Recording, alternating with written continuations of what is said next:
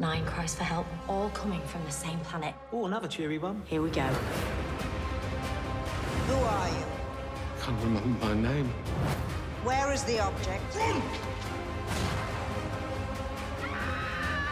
I know that voice.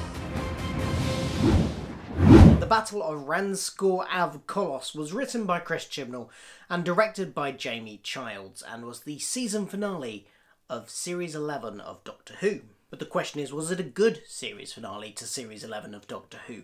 It didn't blow me away as a whole episode, but there were some really good parts of it that I really did like. So let's get into some of what I liked, some of what I didn't like. Now, of course, this episode saw the return of Tim Shaw, or Tim Shah, if you want to, give him his proper name, but he doesn't deserve that, does he? No. The return of Tim Shaw was expected, I think. Chris Chibnall decided and announced that he had no story arcs running through this series, and he's kind of honoured that. He had Tim Shaw and the Stenza were in, obviously, episode 1. They were mentioned, the Stenza were mentioned in episode 2, and then we haven't heard from them since. So them popping up now, does that count as a story arc, or... I think that's a debate for another day, but I think it's possibly the only way you could really round off this series was to bookend it with the same villain that started it off. So I think we all expected it for him to return, and he did. And in the beginning part of the episode, I think that worked really well. I think that the episode generally started off in a really... I was quite engaged and hooked, and I think they did a really good job building tension, building mystery, and sort of building up the... what's the word? The... peril. That's the word I'm looking for. Peril. Building up the peril. They did that really well in that opening sort of scenes where they landed, they picked up the distress call, and they landed in that ship. And then Mark Addy's character came out with the gun. And all of that worked really well in terms of building up the tension. And I think the introduction and the reveal of Tim Shaw being there worked towards that. And when we were just hearing him over the speaker, when we just heard his voice, I think that was very creepy, and it added to that good developing of the tone that they seem to be going for the episode. And that tone and that sense of peril kept up for a long time. You had an introduction of the robots again, who seemed a bit more deadly than they were last time, so that's good. Quite why they were there, I'm not sure, because if Tim Shaw... When I saw them in the trailer, I thought it might be Desolation, but the planet they're on, but it doesn't appear to be that. Appears to be that Tim Shaw just got zapped to this random planet which had these two people on. So why the robots are there, unless he built them, I guess, maybe? In the same design as they had on Desolation? Not sure about that. But they kind of added to the tension there, although they were very stupid again, actually. Thinking about it, they were very stupid. They shot each other just because their target ducked. They're not very intelligent robots, really, are they? But all through that first part, it was building up, as I said, the tension. However, when we saw Tim Shaw in person, some of that slipped away a little bit. And I think the first bit, when we first saw him, I think it was very good that they had him in a kind of... I was going to say inebriated. He's not drunk. Deliberated? D something. I forgot. I can't think of the word now. A poor state, let's say. And he obviously was being kept alive by the machinery around him. He needed his mask to keep breathing. And this is all a result of the DNA bombs that the Doctor had tricked him into detonating inside himself back in The Woman Who Fell to Earth. And that all worked quite well. But that scene just went on for too long and was far too exposition heavy. And I think a lot of this episode suffers from being far too exposition heavy. It's a criticism I've seen labelled against quite a lot of the series, and sometimes when it's been labelled at some of the episodes, it hasn't bothered me that much in those episodes, but actually some of them it has, and here it really did. Here in this particular scene especially, but in the episode generally, I think there was far too much exposition, far too much talking, and I'm not one that dislikes scenes of dialogue in Doctor Who. I think they're an integral part of Doctor Who. It's not an action series constantly, but there's ways to do dialogue well, and there's ways to do it that you're thinking, okay, you're just spewing plot at me, and that's what this is. This was just spewing plot, this scene between the Doctor and Tim Shaw. So that was a bit disappointing. And then later on,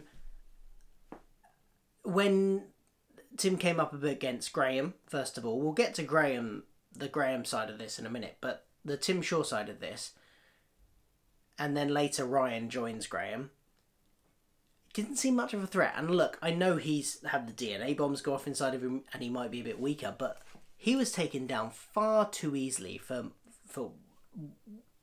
in my view, by just Graham and Ryan, without much effort at all, really, from them.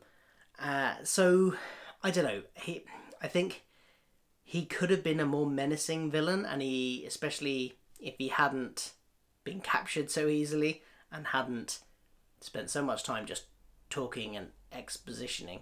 When he killed one of those crew members early on, I thought, okay, good, we've got the Tim Shaw we've had from the first one again. He's menacing, he's out to kill people. He didn't even attack Graham when he came up against him. It just seems wasted. That's what he is. Tim Shaw was wasted in this episode, I think, and it pains me to say that, but he was. I briefly touched on Mark Addy. I think he was actually really good in this. He did a good job of turning what could have been just a plot device of finding a crew member with a dodgy memory. He turned it into a real character.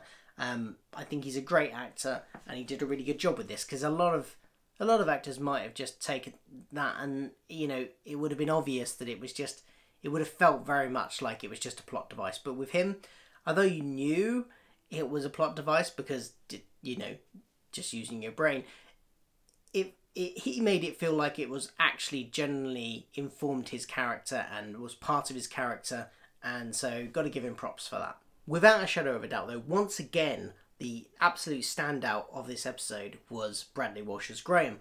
And he has been for many of the episodes. He is the highlight of Series 11 for me. More so than the Doctor, more so than any of the other companions, more so than any of the guest stars even. Bradley Walsh is fantastic in this series. And he was on form again here, because some of the scenes he had, right from the moment when he had the confrontation with the Doctor, when he found out that Tim Shaw was on this planet and he wanted revenge for Grace's death, and you could just see that sort of silent brewing early on when he found out that Tim was there, and the way he carried that through. And then when he had that conversation with the Doctor and he told him, if I get the chance, I am going to kill him. And despite all the Doctor's condemnation of that, he was very firm with that, and he was, no, I'm going to do it. And in the end he didn't, and in the end he felt like he couldn't. But I loved that. That was kind of a nice little arc for him to go on in that episode, actually. From going to, I want revenge, and I'm going to kill him if I see him and if I get the chance, and I'm going to try and find a way to get a chance as well, to the point where he just couldn't quite bring himself to do it. I think that was a lovely little arc for him. And I was on his side in him versus the Doctor there. And he played all the subtlety that he usually does, so that was lovely. And then, of course, he had more lovely moments with Ryan as well. He got another granddad from him, and he even got a fist bump. Been waiting for that fist bump. He's tried several times throughout the series and not got the return fist bump, but he got it this time, so that's nice. And there was a lovely bit of moment there where, even though Ryan had said granddad to him last week, you kind of felt like Graham hadn't really accepted it. He kind of thought it was a platitude almost in the dialogue that he gave this episode, and it was nice to see Ryan reaffirm that by saying, we're family and I love you. And that was really nice to see, and felt like a real culmination of their character arcs throughout the series. But yeah, overall I think bit of a wasted use of the villain, although he could return. He's now just in suspended animation.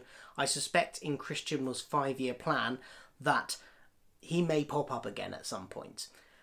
And if he does, hopefully he will be used a little bit better than he was in this episode.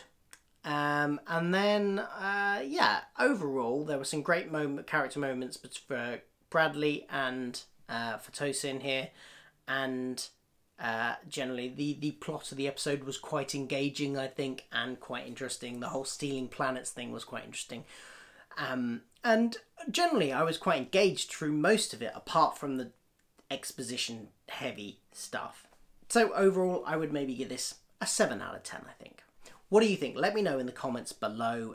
What do you think about this episode? What were your favourite bits? What didn't you like about it? Be specific. Don't just say it was rubbish. I mean, you can if you want to, but I mean, be specific about it. What didn't you like about it? Let me know below. That's the end of this review series. I will be reviewing the New Year Day special, but I don't know if I'll get it out on New Year's Day. We'll have to see. Depends what I'm doing, I guess, and if I'm hungover.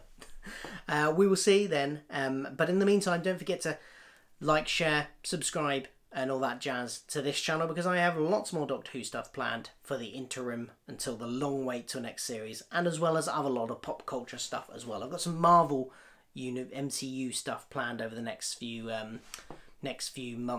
month or so. So tune in for that as well. And in the meantime, why don't you check out some of my other videos on the side here, and some more reviews and something else YouTube thinks you might like. And yeah. See you soon. Goodbye.